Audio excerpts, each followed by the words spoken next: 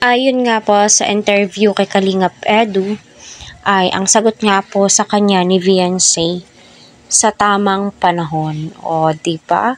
It means na kung maghihintay si Edu, why not? Di ba? At saka age doesn't matter, ika nga po nila. So, dito, maglalabas po ako ng saloobin ko ang masasabi ko sa nagre-upload ng aking video, sarili kong opinion at reaction, ang kapal ng pagmumukha mo. So, alam kong viewers kita, no? Ang kapal ng pagmumukha mo, no? So, reviews ko yan at reaction ko. Kaya, no, hindi po maiiwasan na si Kalingap Prab ay magalit sa mga re-uploader, sa mga reactor na halos i-upload ang buong buod ng video, no? Nasa Facebook po in-upload. My God. Huwag pong ganon, no? Kasi halos ayaw ko ngang kumuha ng video ni Kalingap Prab, ikaw kinuha mo ng buo yung video ko. Huwag naman po sana ganon. Ayan, hello po mga team EDC, kumusta? Sana ay nasa mabuti po kayong kalagayan. Ika nga po nila, wala daw pong climax doon sa part 20. Kahit wala pong gaanong climax, kita naman po natin yung effort ni Kalingap Edu.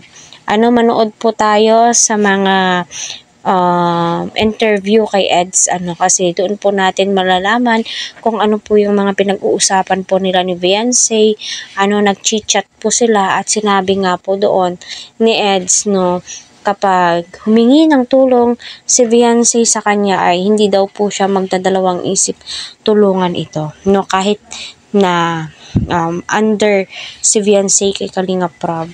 No, why not? No, kahit po tulungan ni Edu itong si Viancy, pwede naman po niyang hindi i-vlog.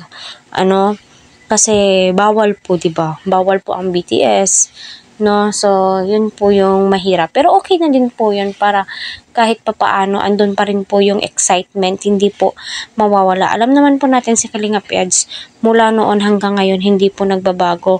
Yung loyalty niya sa pinsan niya kay Kuya Val is andyan. Kung napapansin niyo, wala pong gaanong upload si Kalingap Edu, or wala po talaga siyang upload sa mga naka-love team po niya kasi nare-respeto po niya ang kanyang pinsan, 'di ba? Sana all na lang po talaga ganito yung mindset.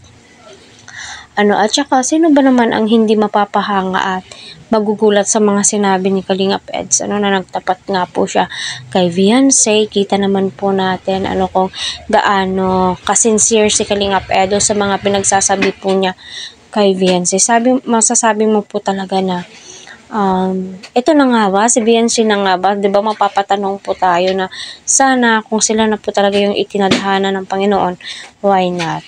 Sabi din po ng iba, wag seryosohin kasi nga po love team lamang po yan. Huwag nyong nilalang kasi dyan sa pagla-love team, dyan po minsan nabubuo yung pagtitinginan ng bawat isa, So, hanggang dito na lamang po. I hope na wala pong magre-upload dito sa videong to, ang kapal ng mukha